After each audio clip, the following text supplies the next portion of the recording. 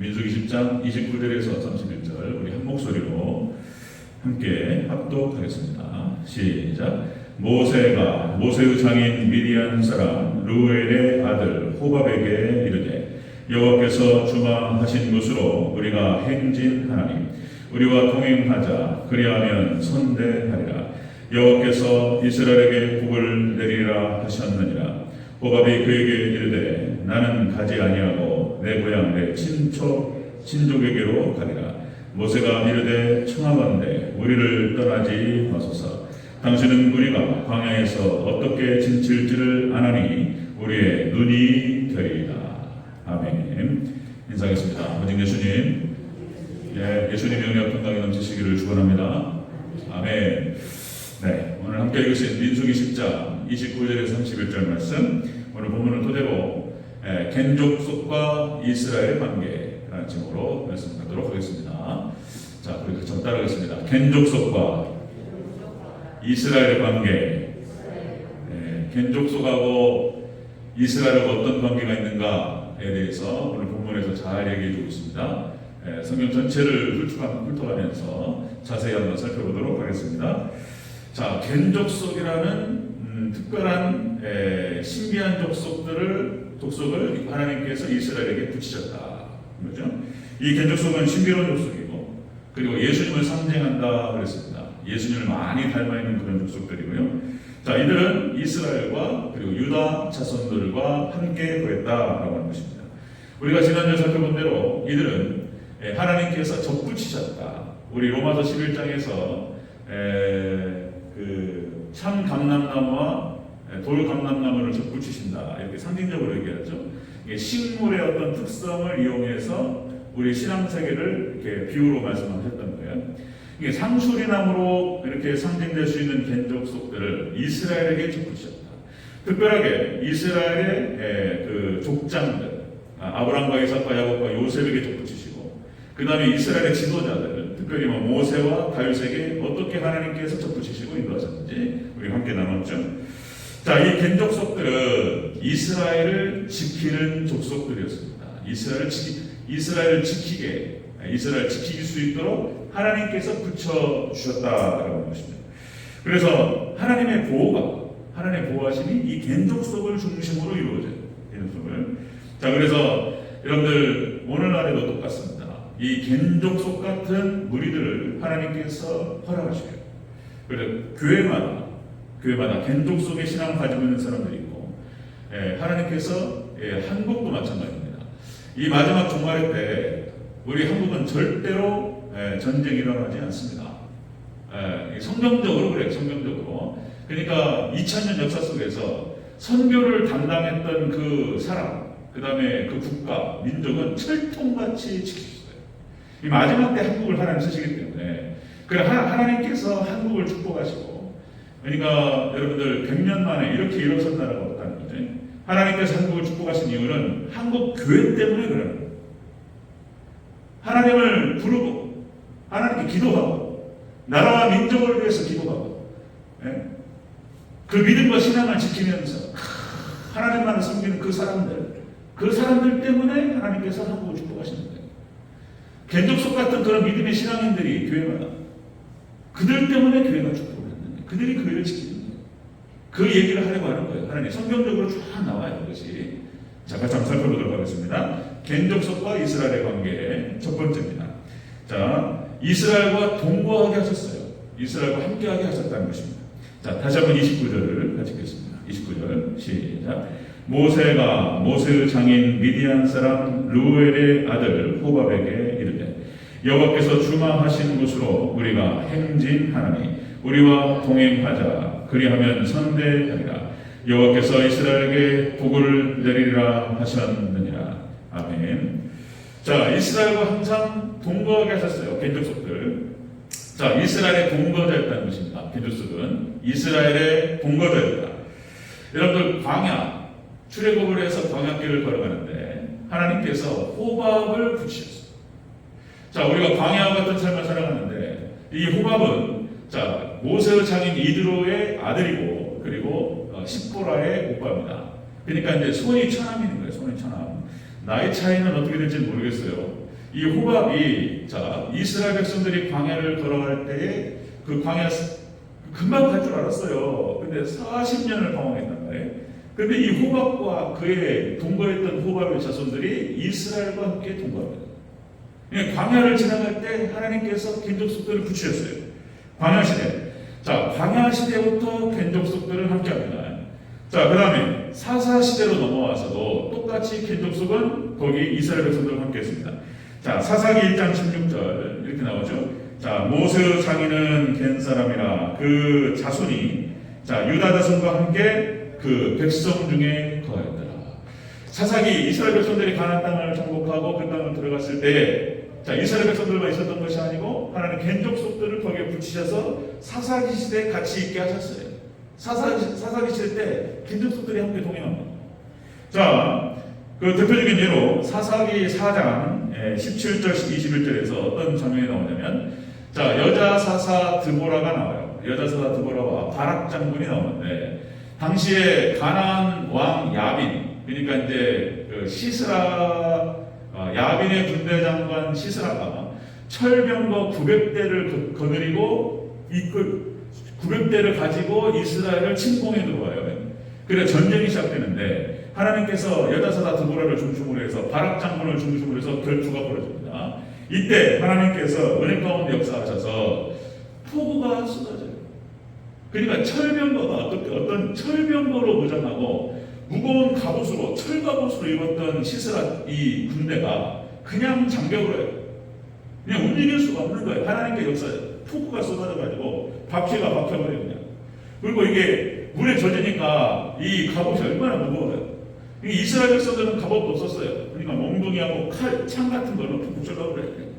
몽둥이 뜯어줘. 그래가지고 대승을 거둡니다. 그리고 이제 사사기 4장에서 하나님을 찬양하는 그런 장면이 좀 나오죠. 거기에서도 겐족속 찬양이 나옵니다. 그 장면이 끝난데, 그렇게 해서 대승을 거두는데 시스라가 도망가요. 살아서 도망가다가 자기 집 근처에서 살고 있었던 여러분들 사사기 4장 17절 21절에서 겐족속 헤벨의 집으로 들어갑니다. 그 장면이 나와요. 이 헤벨의 아내 부인 야엘이라고 하는 여인이 있습니다. 그래서 들어오라고 이렇게 유도를 하죠. 그리고 음식을 먹게 하고 그리고 지친 몸을 쉬어서 잤어요. 자고 있는데 관자놀에다가 박아버려요. 그냥 즉사합니다. 그러니까 이 겐족속들은 뭐냐면은 이 야엘이 정말 힘이 없고 싸우지 않는데 하나님께서 이 겐족속을 통해서 시스라를 심판하시는 거예요. 그러니까 즉사에 죽여버렸어요. 그냥. 그 죽인 이유는 뭐였냐면 다른 게 아니에요. 하나님 백성들 이스라엘을 건드는 거예요. 이스라엘을 건들고 이스라엘을 침공하고 이스라엘을 공격한 거예요. 그러면 겐족속은 가만히 있지 않습니다. 겐족속은 이스라엘과 함께하면서 이스라엘을 지켜요. 그런 장면이 사사기 4장에 나와요. 그러니까 사사기 시대 때 하나님께서 겐족속들과 함께하게 하셨다. 그 다음에 초기 왕국 시대 때 사울이 이스라엘 초대 왕이 되죠. 그때도 겐족속이 남아있었어요. 사무엘상 15장 6절에서 이렇게 기록됩니다. 아말렉을 치러 갈 때 사울이 겐 사람에게 이르되 아말렉 사람 중에서 떠나라. 너희는 떠나서 내려가라. 이렇게 말해요. 아말렉과의 전투를 진행할 때 겐족속들은 뺍니다. 빼요. 그러니까 이게 무슨 말이냐면은 아말렉과의 전투에서 겐족속들을 겐 사람들을 보호했어요. 이 겐 사람들이 유다 남쪽 지역에서 거주하고 있었어요. 아말렉과의 전투가 진행되는 가운데에서 사울이 그들을 딱 제외시키면서 그들을 보호하는 그런 장면이 나옵니다. 그러니까 이때 여러분들 이때까지 겐족속들이 계속 이스라엘 백성들과 함께했다는 것을 볼 수가 있습니다. 그 다음에 포로기 이후에 이스라엘 백성들이 바벨론 포로로 끌려가고 포로에서 70년 만에 돌아와요. 역대상 2장 55절에 야베스라고 하는 여러분들 야베스의 기도 여러분들 아십니까? 야베스의 기도라고 하는 그 액자 같은 거 붙여놓고 하죠. 야베스의 기도 우리를 지켜주옵소서. 이 야베스가 길르앗에 있는 한 성읍이에요. 성읍을 말하는 것인데 이 성읍 안에 겐족속들이 거하고 있었어요. 그러니까 여러분들 이스라엘 백성들은 수면 위로 드러나 있는 선민이었어요. 그런데 겐족속은 수면 아래 깔려 있는 영적인 족속이었습니다. 그래서 하나님께서 이스라엘 백성들과 함께 거하고 함께 거주하고 동거하면서 이스라엘 백성들에게 영향을 끼치게 하시고 신앙의 거울이 되게 하시고 그리고 이스라엘 백성들 그런 식으로 지키셨던 거예요. 자, 이스라엘, 자, 겐족속과 이스라엘의 관계는 바로 그런 겁니다. 함께 동거했다는 거예요. 동거. 자, 두 번째 보겠습니다. 두 번째, 겐족속과 이스라엘 관계. 자, 이스라엘의 눈이 되었어요. 눈. 자, 31절 보겠습니다. 31절 던지겠습니다. 시작. 모세가 이르되 청하건대 우리를 떠나지 마소서. 당신은 우리가 광야에서 어떻게 지칠지를 아나니 우리의 눈이 되리이다. 아멘. 이스라엘과 관계, 자, 눈 역할을 했다는 거예요. 그러니까 이게 무슨 말이냐면은 이스라엘의 안내자였다는 것입니다. 이스라엘 백성들이 어떻게 가야 되고 어떤 방향으로 가야 되고 어디에다 진을 쳐야 되고 자, 지금 움직여야 되는지 어떻게 해야 되는지 이것들을 다 인도했던 거예요. 이 호밥이.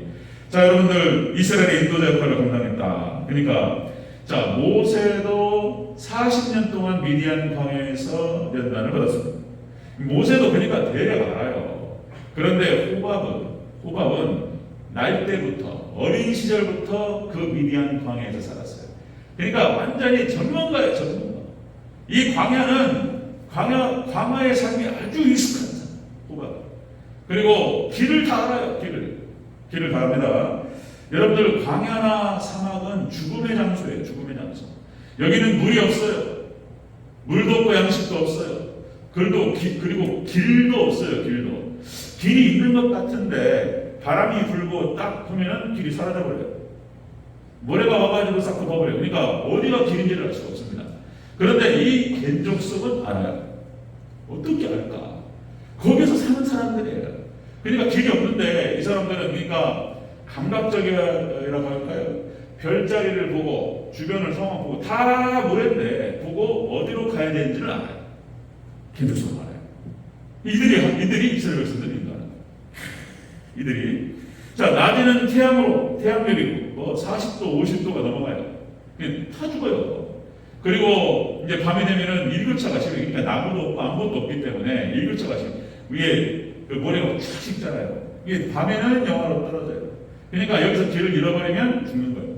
그런데 하나님께서 호밥을 붙이셔서 이스라엘 백성들을 인도합니다. 하나님께서 눈이 되게 하셨어요. 눈이. 자, 그래서 하늘에서는 하나님께서 구름 기둥과 불 기둥으로 인도하시고 땅에서는 호밥이 인도했던 거예요. 호밥에 겐족속들이 인도했던 거예요. 자, 겐족속과 이스라엘 관계는 그런 관계였다. 함께 동거했고 그리고 이스라엘의 인도자가 되었다. 눈이 됐다라고 하는 것입니다. 자, 여러분들 우리가 신앙의 길을 걸어갑니다. 신앙의 길을 걸어갈 때 인도자가 얼마나 중요한지 그 중요성은 이루 말할 수가 없다. 영적인 인도자. 여러분들 이스라엘 역사 가운데에서 늘 항상 겐족속의 신앙을 가지고 있는 사람들이 있었어요. 여러분들 기도원의 300명사가 겐족속이에요. 겐족속의 신앙인가요? 300명사 다 떠나고 두려워 떠나고 다 그냥 다 하나님 보내버리셨어요. 근데 300명을 데리고 여러분들 미디안 13만 5천 명을 돌보합니다. 그 300명이 남은 자예요. 하나님께서 많이 안 써요. 소수 하나님의 사람들을 딱 들어서 하나님께서 사용하십니다. 그 다음에 엘리야의 남은 자 7천 명이 겐족속 신앙인 거예요. 꼭 그렇게 흘러갑니다. 하나님께서 소수의 사람을 통해서 그 이스라엘을 지키셔요. 하나님께서. 자, 엘리야의 남은 자 7천 명.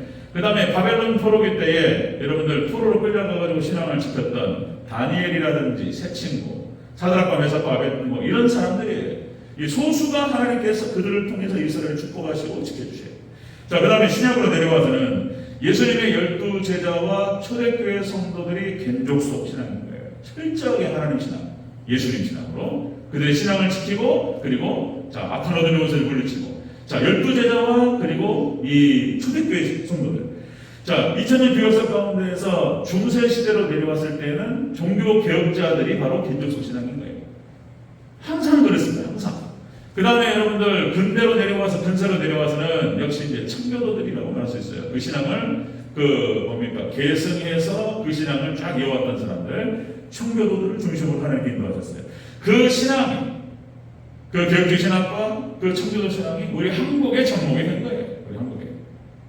여기까지 올라온 거예요. 읽어요. 또 말씀드리면 하나님, 말씀, 교회, 오직 예수님, 오직 예배, 오직 천국 이런 사람들이 하나님께 이들을 통해서 하나님께서 지켜주시고 축복하세요.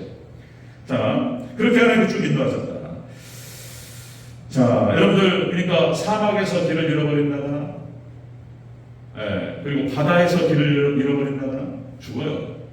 만약 산에 올라갔는데 산에서 만약 길을 잃어버리면 죽어요. 이때 거기서 안내자, 길을 아는 사람 하나만 있어도 살아요. 믿습니까? 그런 거예요. 교회 안에 다 영적으로 다 영적인 잠에 빠지고 수면 상태에 빠졌는데 몇 사람의 견족속들이 있었어. 그 신앙을 기도하고 그 교회는 살아요. 여러분들. 자, 견족속과 이스라엘의 관계는 바로 그런 겁니다. 함께 동거했고 그리고 이스라엘의 인도자가 되었다라고 하는 것입니다. 자, 예수님께서 자신을 뭐라고 비유하시냐면 소금, 빛과 소금에 비유하십니다. 그리고 우리 하나님의 백성들에게, 제자들에게 너희도 빛과 소금의 사명을 감당하라 이렇게 말씀하죠. 빛이 되란 말이야. 빛이 돼. 마태복음 6장 22절. 자, 눈은 몸의 등불이니 그러므로 네 눈이 성하면 온몸이 성할 것이요. 눈이 밝으면 온몸이 밝아요. 다 보여요. 어디로 가야 될지, 어디는 위험하고 어디는 안전한지를 다 알아요. 근데 눈이 만약에 멀어버렸다, 눈이 보지 못하다, 그러면은 숱한 위험에 노출되는 것입니다. 그죠? 얼마나 불안불안해요. 그죠? 요새는 잘 안 보이던데, 그러니까 이제 시각장애인들, 그리고 걔가 똑똑하다고, 제가 이제 시골에서 봤습니다. 아주 똑똑하다고. 우리 뒤에 권사님 한 분이 이제 안산에 살다가 정년퇴직을 해가지고 남편이랑 들어오셨는데 둘만 살면서 이게 외로운 거예요. 그러니까 그 개를 한 마리 끌고 왔는데 걔가 그 개래. 안내견. 와, 그러니까 뭐라고 할까요? 기가 막히게 똑똑해요. 하여튼 간에. 그 개가. 그래서 그렇게 하고 이렇게 놓으시고 그렇게 하시더라고요. 그러니까 안내견, 그러니까 이제 시각장애인들이 그렇게 지팡이로 가잖아요. 불안하잖아요. 그러니까 이 눈이 성하지 못하면 그냥 이게 어려운 거예요. 이게.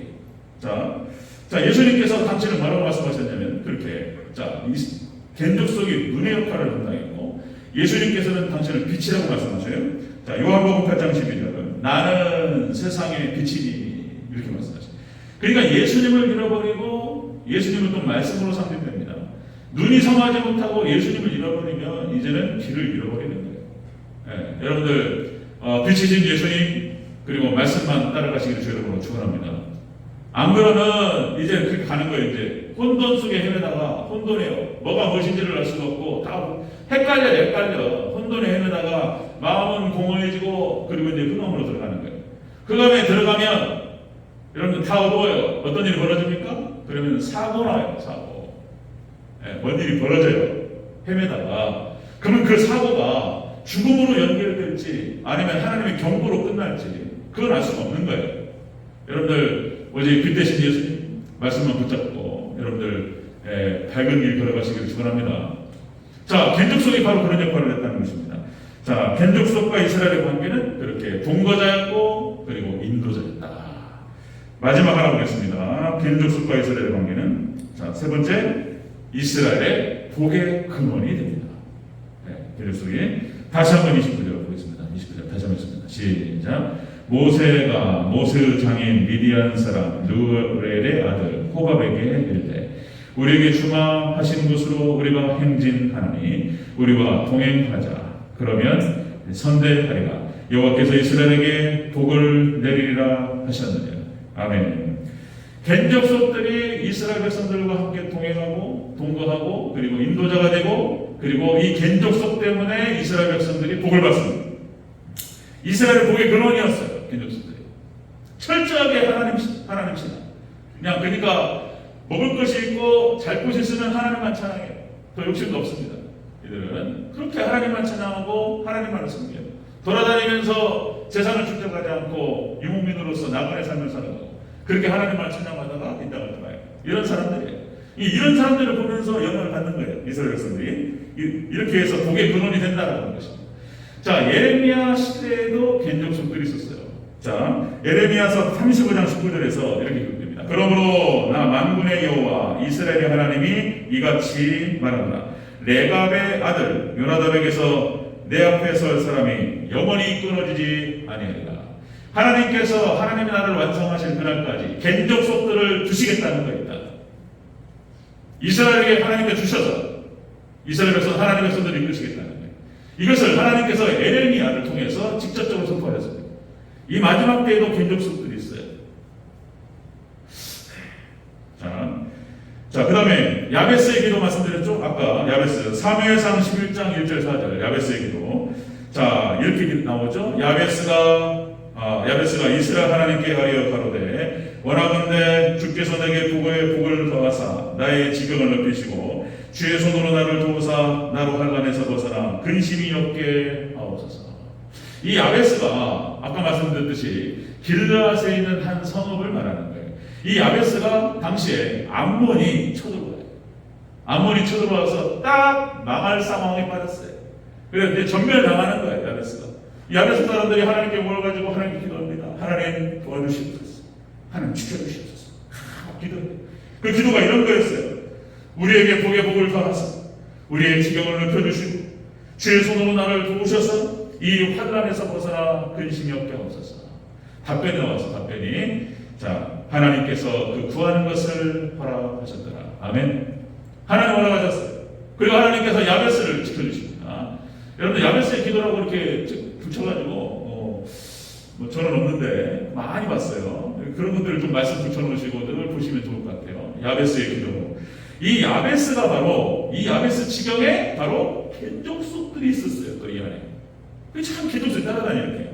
역대상 2장 55절 이렇게 나옵니다. 야베스에 그한 서기관 족속 곧 다락 족속과 시므아 족속과 수갓 족속이니 이는 다 레갑의 집 조상 함락에서 나온 겐족속이더라.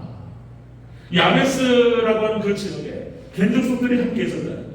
그러니까 그 신앙이 있는 거예요. 위기가 찾아오고 어려움이 찾아오고 딱 죽을 상황에 그 상황에서 어떻게 해야 되는지 이들을 통해서 아는 거예요. 겐족속을 중심으로 하나님께 부르셨습니다. 하나님 도와주시옵소서. 금식하면 기도해요. 하나님께서 딱 들으시고 딱 역사하세요. 이스라엘의 그래서 축복의 근원이었어요.